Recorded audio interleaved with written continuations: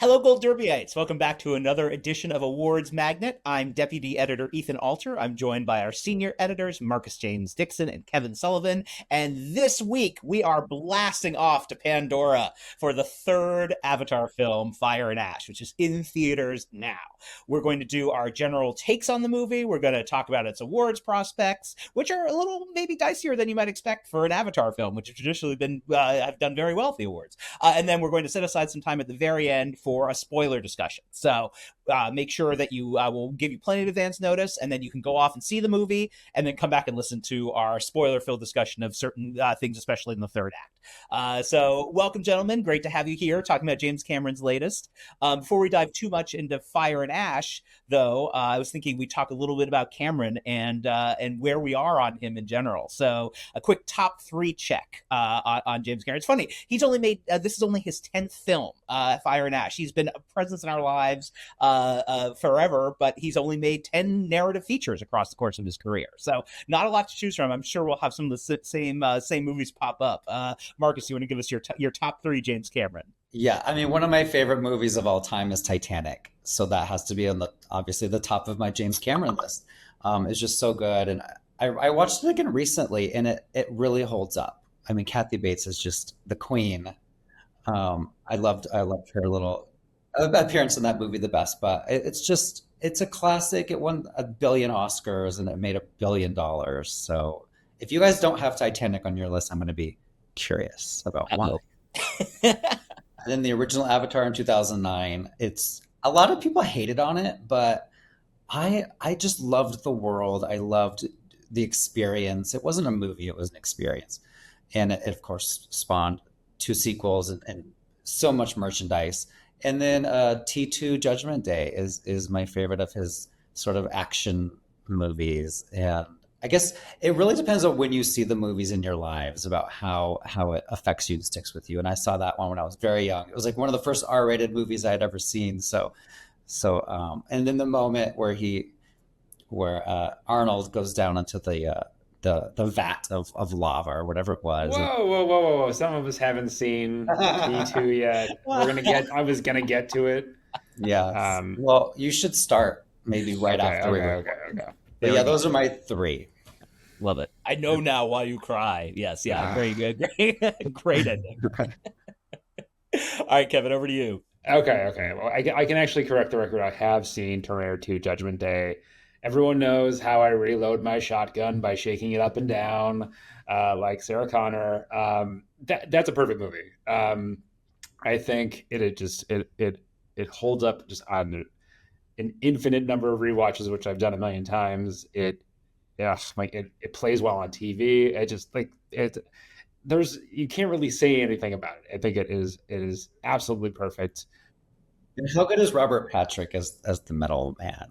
So good. Oh my God, yes, incredible. And then by extension, I think Wayne's World also is included in this list because of Robert Patrick's continuation of T1000 in that film.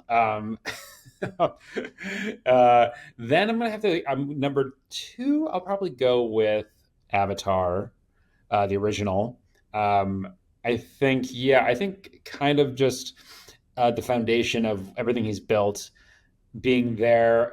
How much creation was kind of on display there. I think it's still easy to take it for granted for what it was doing and at the time. And I think the way that the culture kind of took to it was odd, and I think kind of a marker of its time. Where I think if that movie had come out at the 90s, when maybe the conversation was a little bit more fragmented, a little less cynical, we may not have seen some of that kind of meme of, does anyone remember Avatar? Or does we all saw Avatar, does no one remember it? I think that just kind of took over because of how the internet was at that particular moment in time. Really, just it works.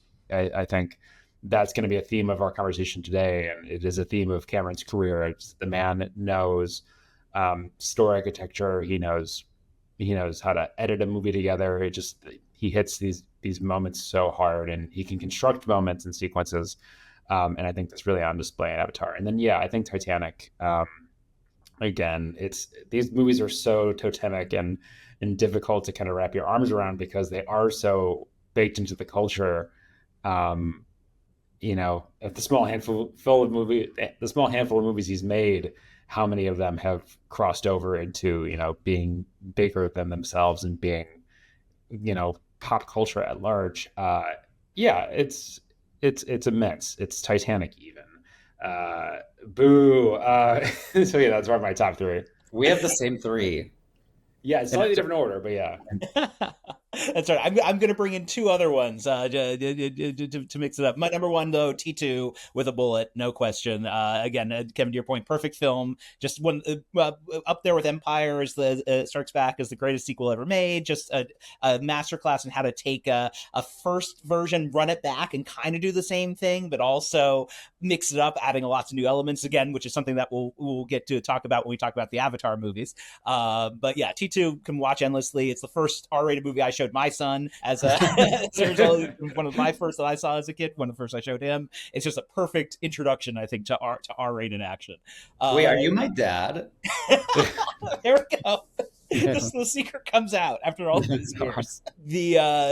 My number two is one that doesn't always get the love it deserves, but I think it's a really important movie in his filmography, and that's The Abyss, another movie about drowning at sea, or near drowning in that case, with Ed Harris and Mary Elizabeth Mastrantonio. But I really love that film. I think it's a compromised movie. It's clearly not a perfect thing like some of his other movies are because of various concessions he had to make to the studio, including a revised ending, the effects that weren't quite there yet. But I think there's so much in it still that's meaty and really interesting to watch, and deals with the whole idea of divorce in a really unique way. So I love The Abyss. It's a movie I love going back to revisiting. And then number three, Aliens. It's just a brilliant action movie, and also a showcase of how you can take a franchise that started as one thing, a horror movie in space, and turn it into something completely different while still using all the trappings of that franchise. He made a war movie and gave Sigourney Weaver just a defining performance that was nominated for Best Actress. So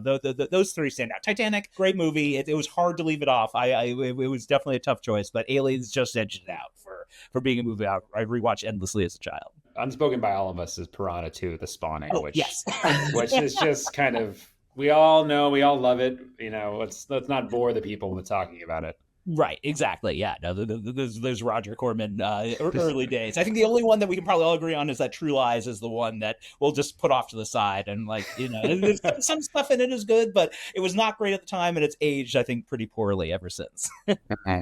Aliens was almost on my list. It's number 4 for me, but it's one of those rare sequels that are actually better, I believe, than the original. T2 also fits into that category. Yeah. I mean, it's looking at the filmography. Oh, sorry. It's looking at the filmography that I think you really do see a trend here that, as you hinted at, will be really pertinent to our discussion here, is the reinvention from original to sequel. And, he didn't make Alien, but he, riffing off of what Ridley Scott did, turned it into something else and, explored a world in a different way, through a different genre, through a different lens, and kind of really defined what, a sequel could be. And I don't know if we did that here. Well, we can talk a little bit more about that. Let's dive into our Avatar Fire and Ash discussion. This is the third movie coming off of the 2009 original, the 2022 sequel, The Way of Water. Let's just give our general non-spoilery takes up top. So, Kevin, kick us off. What's your general feeling about Avatar Fire and Ash? My general feeling, I mean, the headline here is this is a movie made by James Cameron that's being released in theaters, and it meets that bar. Like, this is a man who is so aware of how to play an audience and construct an action movie, and you won't be bored. I mean, it is the peak of action directing, of special effects wizardry. Just as the idea of like photorealistic CGI and characters in particular becomes kind of old hat and something we take for granted with Cameron in particular making Avatar movies. There are shots of this that are just absolutely stunning. Really complex images of, again, water effects, and I was able to see this with the high frame rate, 3D in 3D, and it the fact that he's convinced me on that after I saw The Hobbit. I saw The Hobbit frame rate, and I thought, I can't believe people are doubling down on this. He will make you a believer in that technology. I mean, I think it speaks to how aware he is of the viewing experience and guiding an audience through these stories. And the negative only really kind of comes in on reflection, because the movie ended and I was like, that was great. That was an Avatar movie. I really enjoyed it. I had a great time. Nothing, it wasn't boring. For me, it only really happened on reflection that, I mean, there were moments that were just being repeated. There were shots, and set pieces that I thought like almost, looked identical to stuff from Way of Water. And it felt like, it felt very un-Avatar in the sense that, like, it almost felt like they were recycling assets, which I'm sure they will not. I'm sure James Cameron would throw a chair through a window if he found out someone was just recycling an asset for the third Avatar movie. But it did feel limited in that way. Like, when these movies have been about scope and about expansiveness and pushing this and exploring a world, the fact that we seem to be kind of circling back and looping around to stuff that we hit on in Way of Water, it does feel like a little bit of a disappointment. And I mean, there's a lot of good here. I think we can have a whole Varong corner, which I believe should be its own conversation. Phenomenal, Una Chaplin.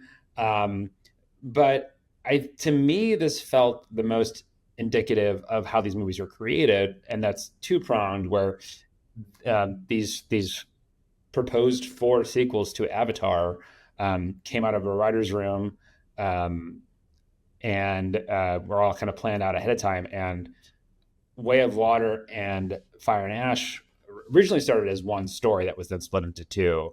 And I think once you understand that as the kind of genesis for this movie, it makes a whole lot more sense. And it does make me wonder about the entire enterprise of these sequels. How expansive are they looking to be? Is each entry going to be trying to explore a different biosphere of Pandora? Or are we kind of settling into the later life of Avatar, which resembles more of a television series than it does a film series, especially a James Cameron film series? So it's interesting. I would watch it again. It was completely entertaining. I don't think it's going to disappoint anyone. But it's just the high bar set by Cameron, and specifically with Avatar movies, it fell a little bit short for me.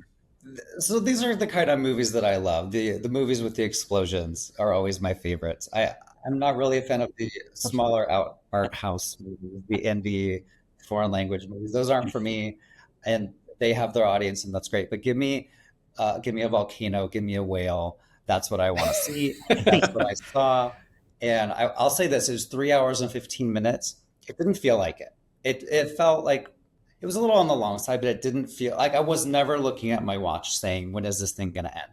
Because I was enjoying every second of it. And to Kevin's point, I will admit that maybe I'll save this for the spoiler discussion at the end, but there was a lot of whales. I could have done maybe one whale would have been great. I didn't need all those whales. I also wanted to point out the Oscar chances for this movie. I know at Gold Derby it's kind of trending downward, but it's familiar to the voters, and sometimes that is a positive. So if they're looking at the list and there's going to be, I don't know, 100 movies on their list, and they see something that they feel maybe a little nostalgic for, I feel like a lot of people are writing it off on their Oscar predictions, and they shouldn't, basically, is the point I'm trying to make.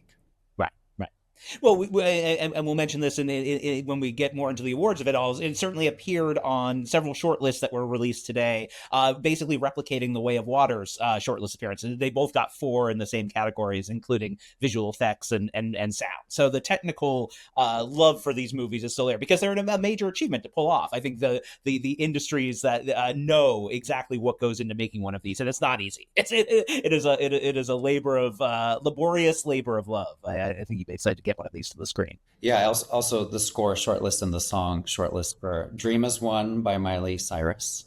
That's right. Yep. Yep. So yeah, no, and those reflect the previous four for Way of Water as well. But yeah, no, it's interesting, Kevin. To your point, I think like because this is the sort of the shortest turnaround time in terms of when an Avatar movie comes to the screen. I think we do have suddenly more. It feels more present than it has from between.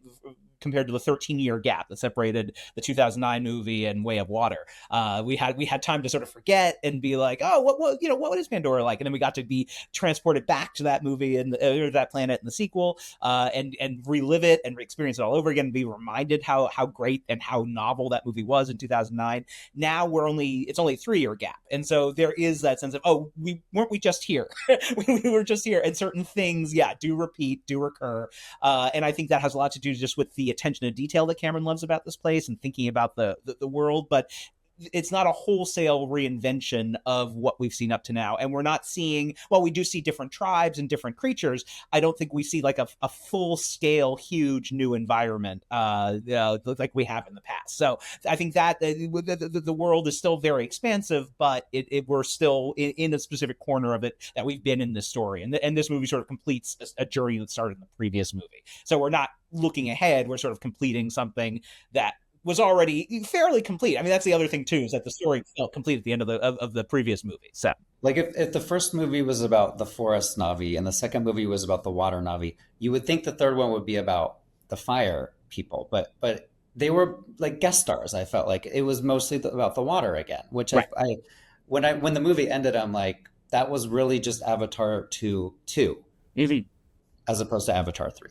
Yeah, I mean, it really is, and I think it's a combination of a few things. It's Ethan. It's like what you're talking about of Way of Water being the recent past, and this what really is a pattern break for the movies. Like what Marcus is saying is these movies seemingly had been structured around, we're going to show in a new environment on Pandora. Pandora is this great creative creation, of imagination on James Cameron's part. There's so much to explore. That's why we can do 5 movies, and we're going to see every aspect of this planet, and you really for the first time see an incremental change in the setting or the story of the characters for the first time in the series. And it's that pattern break that I think was is initially kind of struck me as odd or a little unexpected.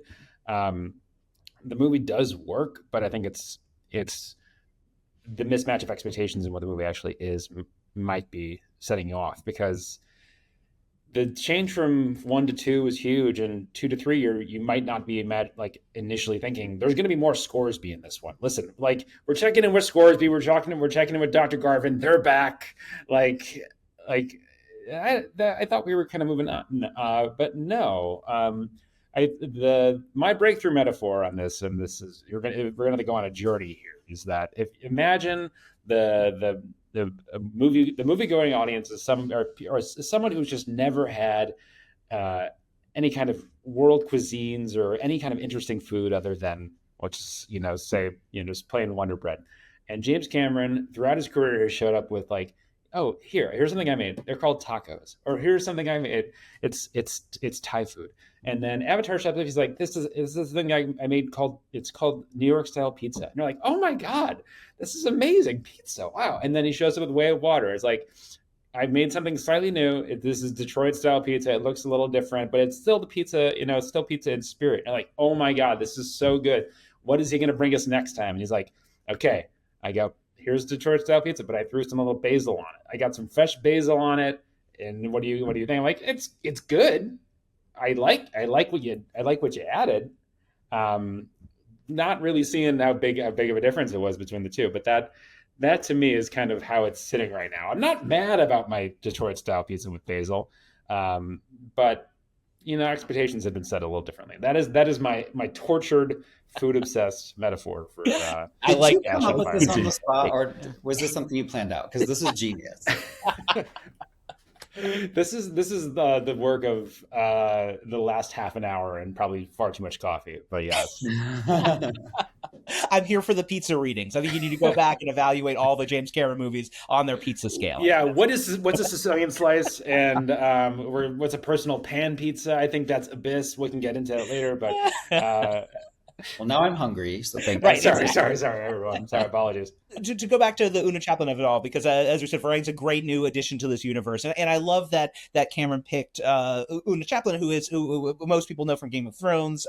She was on that show, but what I love about it is the connection to movie history. Obviously, she's the granddaughter of Charlie Chaplin, and to think of a silent movie pioneer, the descendant of Charlie Chaplin, being in this movie, which is so futuristic and forward-looking from where her grandfather started, is really appropriate, and I think so I love her presence in it. And I think what's great about that character in particular is she is very, very different from Neytiri or Ronald, who Kate Winslet plays. Just another female figure in this universe that's unlike any we've seen before. So I really like her addition, and I love her relationship with Stephen Lang.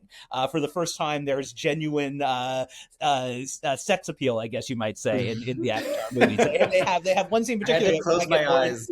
In the spoiler section that is very sexual in nature. It's very funny, but also like completely up Cameron's alley in terms of how he depicts it. So I think that's her presence in it is so unique that way for sure. I loved Una Chaplin in this. I love a strong female villain, and she definitely fit that bill. And her character, like you just said with Stephen Lang, their chemistry was really, really strong. And I just kind of wanted more of her and all of her cohorts there near the volcano. And like when your title is Avatar: Fire and Ash, I feel like there should be more fire and more ash. I mean, you're kind of selling something there, James Cameron, and you're not delivering on the sale. But I do want to be positive. The visual effects in this movie were absolutely incredible. It's probably some of the best visual effects I've ever seen for a movie. And it already has won this Oscar category twice. So I can't imagine it's not going to win again. I feel like he actually found Pandora in real life. Is he filming on another planet? Because that's what it looks like. It's crazy. There were moments that, like, not that it takes you out of it, but you're just like, there is an awareness. Like, you do have to remind yourself that, like, this is not real. And I mean, and to pair that with the messages that I saw in front of my screening that I think is going to play probably wider, of James Cameron kind of coming out and saying these films are made by people, not AI, really does send a very powerful message that, this isn't, the Coca-Cola trucks changing size every shot. This is painstaking, beautiful art that really deserves to be called out. Yeah. And remember last year we cover awards here at Gold Derby, and when I believe it was the production designer of The Brutalist, when he was interviewed and he said that they used AI on the film, that was a huge backlash. And we are now seeing not just James Cameron, but Guillermo del Toro also for Frankenstein, really, really going out there and making sure everyone knows AI was not used on this. It was real people crafting everything that you see. And I feel like this is going to be a pattern we see going forward. And I will say I miss all the general action beats that do feel familiar, like the ending battle on the water feels kind of similar to what happens in Way of Water and all the forest fighting we've seen in the first Avatar. There was one really unique action set piece that stood out to me here, and that is when Neytiri mounts a raid to rescue Jake midway through. That sequence stands out as that's not too much of a spoiler because that is a major action set piece, but it's a great sequence, and I think sort of feels different than we've seen before with the with her flying in and mounting a rescue effort in a different way than we've seen before. That sequence also absolutely stood out to me, and it shows just Neytiri just being just the kind of the center of these movies and being just amazing work from Zoe Saldana, but really just when the movie is kind of firing on all cylinders and really just enjoying its avatarness. That was a moment kind of paired with the Varang Quaritch relationship where I felt like this is where this is some newness here. And I think this is when it's really the most exciting to see Neytiri in a really industrial setting. That, this is something that felt like a new combination of visuals, a new set of problems, something that felt very much within Cameron's wheelhouse in terms of the different aspects of sci-fi he's shown. This is getting much more urban and kind of allows for a new setting for an Avatar movie, and it felt really new, and it absolutely takes advantage of it, and that's among the reasons why it's hard to be too negative about this movie. But with the Varangian Quaritch angle, you have a dynamic that is super interesting. You basically have Shadow Jake and Natiri, and the other side of their coin of what happens when a sky person is coming into a culture and taking it on, becoming part of it, moving it forward, pushing in a certain direction. And I mean, there's stuff here. Like, this isn't to say that this is a complete retread. It is not at all. But it's just you wish that more time was spent on these sequences that do feel genuinely new and exciting. Well, let's touch on the awards chances, because Marcus, as you alluded to, the film has definitely seen a decline in our odds on various Gold Derby leaderboards, based in part because the reaction coming out of the early press screenings was positive, as we've all been, but maybe not quite as effusive as the 2009 movie and The Way of Water. So that's led some to question where is this going to finish in the results. Right now, it's currently outside of our Best Picture top 10. I still see it as moving in there. I think it and Wicked have the sort of blockbuster status that the Academy likes to reward. The past two have gotten in there too, even if they don't necessarily register in the acting races or races like that. But I think the franchise familiarity, to your point earlier, along with just having a movie that people have seen and that is generally really liked, does allow it to move back into the top 10. So I'm still thinking it finds its way in there. Outside of that, harder to say. But Way of Water also was not the across the board contender that the first Avatar movie does, which was in 2009, which did factor into a lot more races. Yeah, so the first one had 9 nominations. It won 3. It won production design, cinematography, visual effects. And then the sequel, it got 4 nominations. It got production design, picture, sound, visual effects. So this one at Gold Derby, we're predicting right now that it will get 3 because, like you said, it's fallen out of Best Picture. So we're expecting visual effects, we're expecting sound, and we're expecting production design. But I'm still going to keep it in my Best Picture predictions for now. It like you said, Wicked for Good is also kind of on the bubble, which is weird because these are going to be the 2 most watched movies at the Oscars, and I can't bring myself to take them both out. If I were to take out one, it would probably be Avatar, but I'm going to leave them both in right now. Yeah, I need to update my choices at the moment, but I do see it getting in. This is something, the issues people are going to have with it are not, I think, disqualifying. I think it's more like an afterthought, and just like when it comes to ranking the movies against each other, I think that's partially the camera magic. The man just has so much. He's such a craftsman that I see a hard time.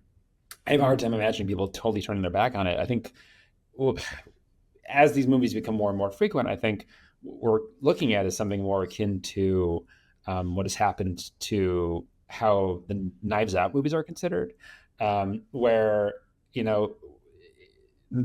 there's. I mean, I'll talk all day about how Rian Johnson is exploring different ideas in every single one, and he's picking apart a particular structure of murder mystery with each one, and then taking a real world issue and exploring it to as much as he wants. And especially with Wake Up Dead Man, it's kind of plumbing the depths of his evangelical upbringing.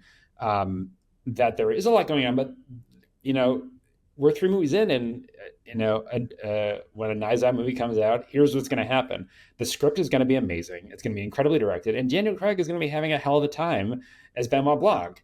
And that kind of sameness, heavy air quotes on sameness, isn't the kind of differentiator that's going to get something into an awards conversation, which highlights the limits of awards conversations, but then also provides some context for what might be happening here. Because what we see is incredible technical integrity on every level, and we're measuring it against itself, or its previous entries, and it's hard to stack up. Like, the Wicked comparison is interesting to make as the two kind of representative blockbusters of the conversation. Um, they're they're both kind of wrestling with the same issues of this is more Wicked and this is more Avatar, and I think there's a debate to be had about which is more successful as an individual film.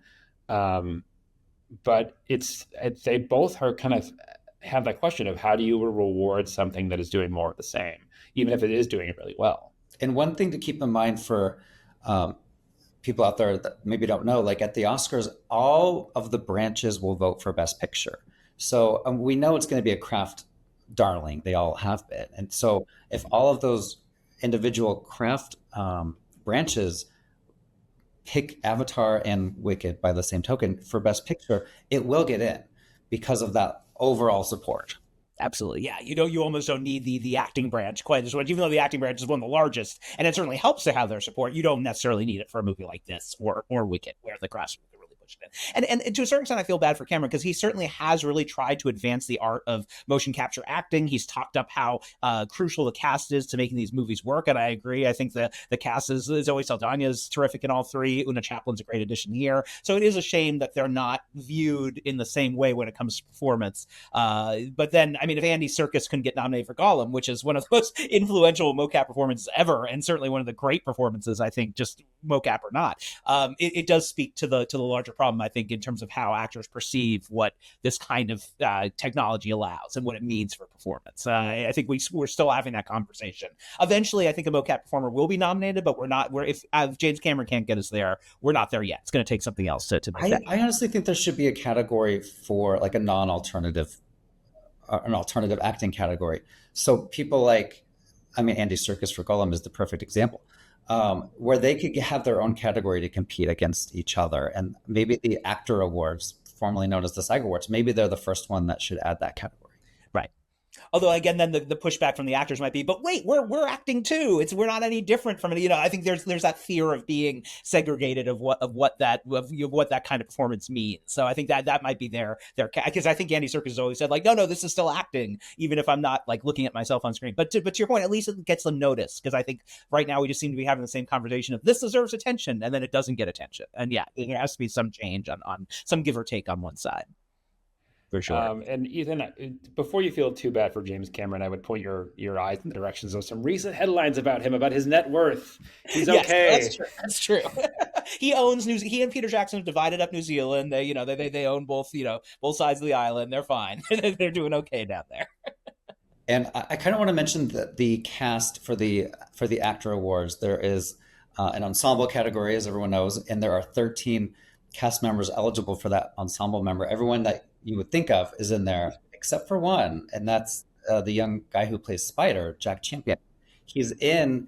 We've all seen it. We know he's in the entire movie. His character is basically the reason that the movie exists, and it's shocking to me that he's not eligible. They have these weird rules there. You have to have a single card as a cast member, and he shared a billing with somebody else. So that's why he's not included. But I feel like there should be exceptions. Dear Actors Award voters, members, if you're listening, like there should be, there's somebody like him should be included in the ensemble. Right. Yeah, absolutely. And he's a divisive character. I know. I've really come around on Spider. My initial fear back in Way of Water days, I was like, oh, I don't know if this character is working, but I was totally with him for Fire and Ash on his journey this time. He does get to have some fun beats to play, and I think he and Stephen Lang as Quaritch have a really interesting relationship that I like how they expanded on it in this particular one. All right, well, let's take our detour into spoiler country now. On that note, and we're giving everyone a warning ahead of time. We're going to dive into very specific spoilers here, including the final act of Fire and Ash, where some major things happen. So if you don't want to know, tune out now, pause, and then come back after you've seen it and listen to the conclusion of our Fire and Ash discussion.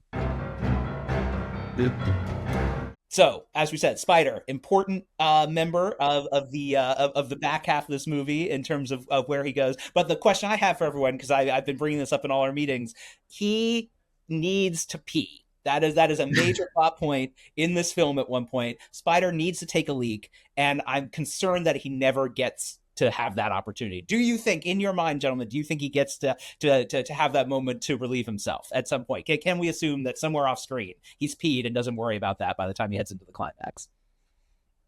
I think that's safe to say. Yeah, I think somewhere. I mean, like to have that is kind of like the center of what is the closest the movie comes to like a Hitchcockian suspense piece of like maybe we need more Spider. I do appreciate it. It was probably the most I enjoyed Spider throughout the movie. Which did have me questioning during the film, maybe they should dissect Spider. I feel like maybe is his desire to pee could be a cipher for the audience, because James Cameron knows this is a 3-hour, 15-minute movie. And some of us in the audience are thinking, I have to pee.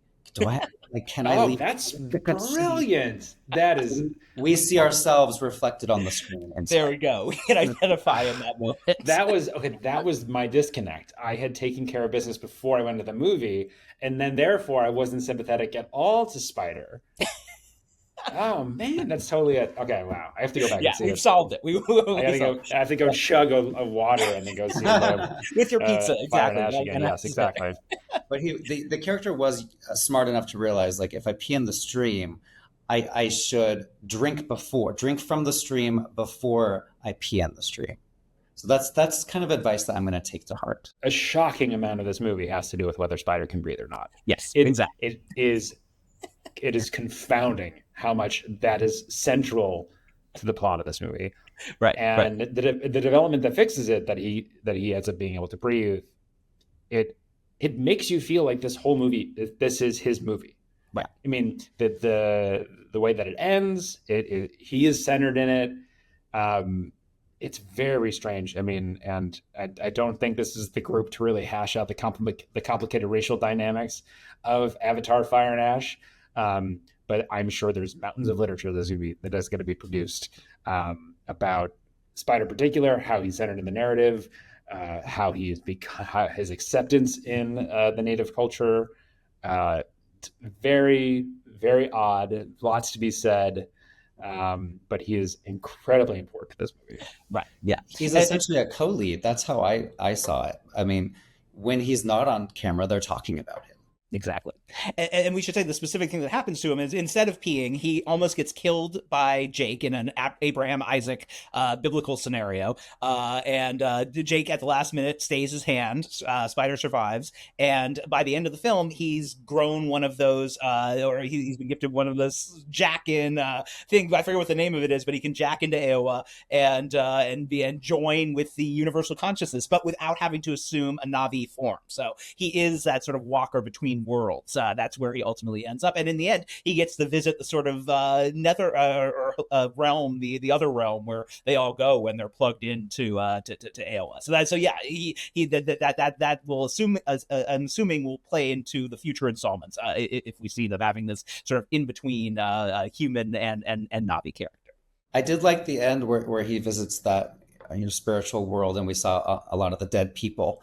But I kind of like, and then the credits started, and I'm like, oh, that's the end. Like I was kind of disappointed. I sort of wanted more after sitting there for 3 hours, 15 minutes. But it was fine. It was a fine way to end. It was interesting they didn't end it on your main characters. Like they ended on Spider. Well, that's the Titanic ending. Actually, going back to Titanic, like where I said the exact same thing. Don't have my heart will go on leading into it, but yeah, he goes in and they're all there in the afterlife, and they all get to see each other. So yeah, no.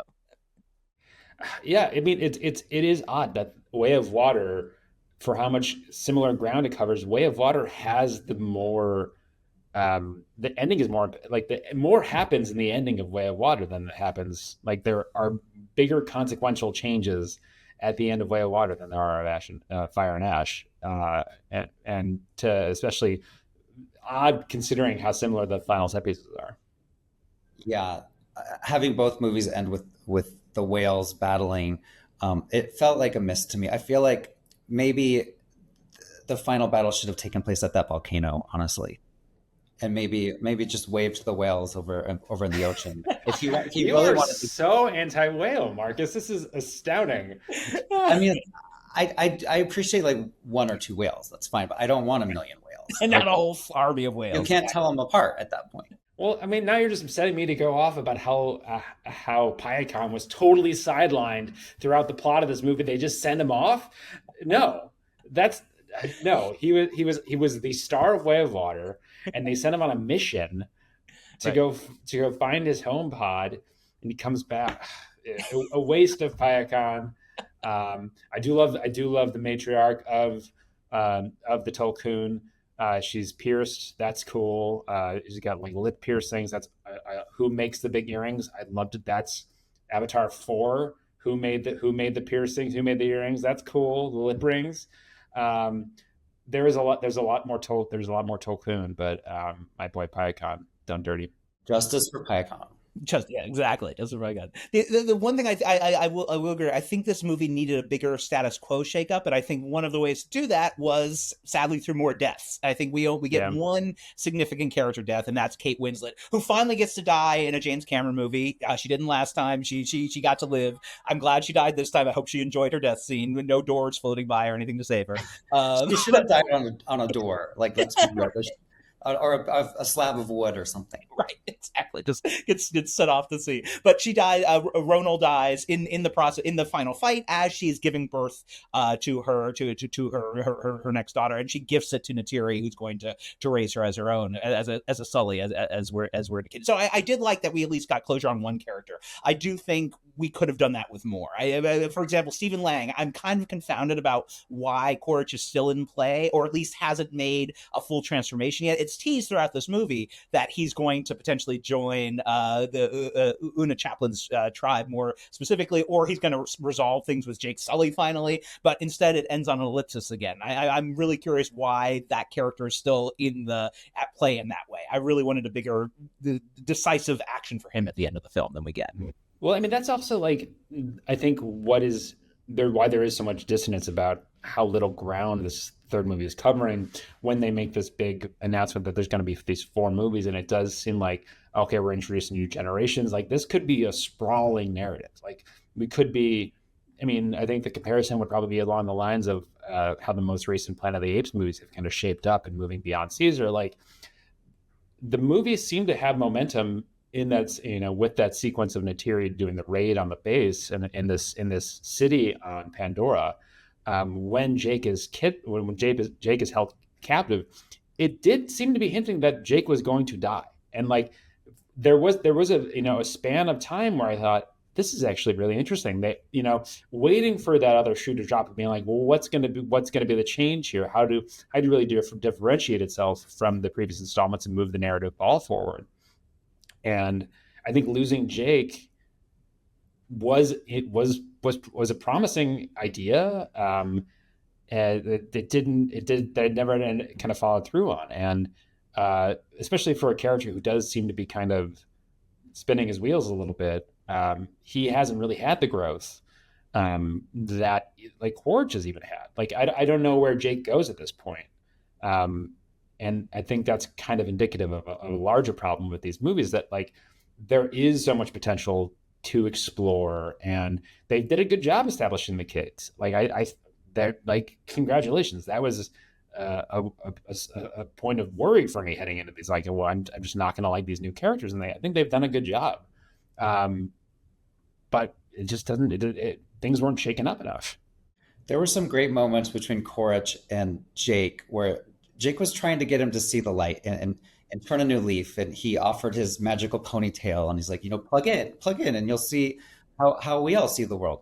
And at the end, I thought it would happen when he's kind of hanging. Spoiler alert: he's kind of hanging by his fingers, over the fire, and I'm like, he has 2 options: he can let go, or he can plug in and see the light. And he chose the one I didn't think he would choose, which was a little bit surprising. The Terminator 2 ending. He chose the Terminator 2. Yeah, I totally got that that's totally a meme that people are going to make where they're comparing the 2. I can't wait. We just see the thumbs up as he's going down, and that's after uttering the line, well, this is awkward. Yes. Okay, this is where I have my food metaphor. This is where I roll up my legislation proposal. We have to tax the line. This is awkward. If you want to have the line, well, this is awkward in your movie, you have to pay $10 million That's pocket change for Cameron. Yeah, I know. Like, we could pave roads. We could really do a lot of good if you really want to have that line in your movie. I think we can make a big difference here. Totally. Imagine if he had said, "I'll be back" before he dropped. Because knowing James Cameron, this character will be back. He's died how many times now? Exactly. Yeah, no, he's still very much in play, and so no, we'll see him again. Same with Veron. Veron just kind of she's like, I'll see you in Avatar 4. Yeah, peace out. I'll be back. Coming back. But the other character I want to mention, because I did like this moment, Kiri, Sigourney Weaver's character. This is the miracle child, basically born of her first Avatar character who died at the end of Avatar: Grace the Doctor. This Kiri is the child. We didn't know how she came to be. We learn in this movie, and we have a great moment that as a lover of 60s sci-fi, I love. She has this sort of vision quest trip where she goes to see Aowa, and we actually get our first glimpse of what Aowa looks like, and it's basically the Star Child from the end of 2001, complete with a half turn to the camera. I almost thought I would hear the da na na na in that moment. They didn't go there, but I really enjoyed that. I mean, if these movies are Cameron's 2001, which I really do think they are, it was great to see him visually acknowledge that in that moment, to give Kiri, and then Kiri gets to see Sigourney Weaver at the end. She gets to actually see Grace in that sort of afterlife, which was really nice too. I liked both of those moments. Sure. How do you all react when you see this little girl with an older woman's voice, Sigourney Weaver's voice? Like, it always throws me off. It's a little strange. It's the price I'll pay to have Sigourney Weaver in that role. I think she does a good job as Kiri. I like that character, and it's just I'd rather them just say, you know what, it doesn't sound perfectly teenage. Modulating it might not really be the fix that it could be, but I like having Sigourney Weaver in these movies, and I think that's the price I'll pay. Yeah, we need more Sigourney in everything. Yes. 100%. Yeah, no. Anytime Sigourney's in something, whether it's Dust Bunny, Avatar, the Avatar movies, put her in everything. Always happy to see her. But it does go to the sort of. I remember when they were doing a lot of de-aging, like The Irishman was an example where they had de-aged Robert De Niro, but his voice was still very much old Robert De Niro. So yeah, we haven't quite solved for that problem yet. We can do amazing things, but as long as you're preserving that voice, you're not sweetening it. It's still going to sound a little bit mismatched, I think. I thought you were going to bring up Took and how neglected Took is. Like, Avatar 4, the emancipation of Took, get her. We need her into protective services. They neglect her. How many times is she kidnapped? Oh yeah, it's ridiculous. I mean, she calls it out. She says, "Don't leave me alone. You can't leave me alone." Right? Don't you know? That poor girl. Well, supposedly Avatar 4 jumps ahead, so maybe depending on how far they go, she'll be able to take care of herself for real next time around, and we'll complain about it. Go save other people for once instead of being kidnapped herself. That'd be funny if it goes so far ahead that now she has children and she warns them, "Do not get kidnapped like your mother." Right, exactly. Let me tell you, I've been through it. I know what it's like. It's just Took in Na'vi therapy. It's just Cameron's changing up genres again. It's just real talky. She's just getting through her issues, and then it ends with a confrontation. It's gonna be really good. And you'll have to come up with a new pizza metaphor for that one. We'll have to. What pizza the in-treatment version of Avatar is? Yeah. Okay, I'll start thinking about it. I got some time. Excellent. Great. Well, I think that's a wrap on our Avatar Fire and Ash discussion. Definitely go see it in theaters now. It is for part of the fun of talking about these movies is pointing out the inconsistencies and the silliness of it. It's part of what makes Cameron and what makes Avatar. These are very earnest, very enjoyable sci-fi spectacles. But thank you both for joining me, and enjoy your Avatar viewing this weekend. Hit us back with your thoughts, comments, voicemails, if you think Spider Pete or not, at our usual awards magnet at goldderby.com email address. Thanks a lot, and we see you. Thanks for listening to Awards Magnet, Gold Derby podcast. Like what you heard? Leave us a review wherever you listen to podcasts. Awards Magnet is produced by Andrew Merrill. Our logo is designed by Chelsea Sakura. Please like and subscribe to stay on top of all the awards news, and email us at awardsmagnet@goldderby.com.